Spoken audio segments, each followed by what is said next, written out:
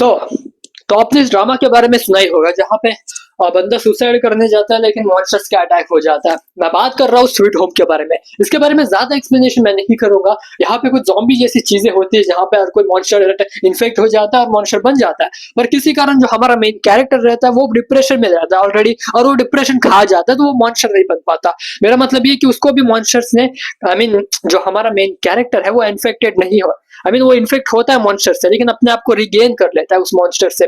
आखिर ये कैसे पॉसिबल, क्यों कैसे पॉसिबल हुआ? क्योंकि हमारा मेन कैरेक्टर को ट्रॉमा था, डिप्रेशन था और पहले वो कुछ चीजों से फाइट कर रहा था, तो इसी तरह उसने मॉन्स्टर्स की पावर भी गेन कर लिया और साथ साथ ह्यूमन भी रिमेन है और उसको एक लड़की भी पसंद करती है। तो आप जानते हो ऐसा मास्टरपीस आप कभी मिस नहीं करना चाहोगे। तो जाओ और स्वीट होम को देखो। इसका 2 सीजन है। सीजन 1 बिल्कुल ही ओपी है। सीजन 2 आपको थोड़ा डिसअपॉइंटमेंट कर सकता है, लेकिन सीजन 3 जब अब आने वाला है तो मजा आ जाएगा देखकर। उसके लिए भी वेट नहीं होता है। होप गाइस मिलते हैं अगले वीडियो में। आज के लिए इतना ही। Bye bye.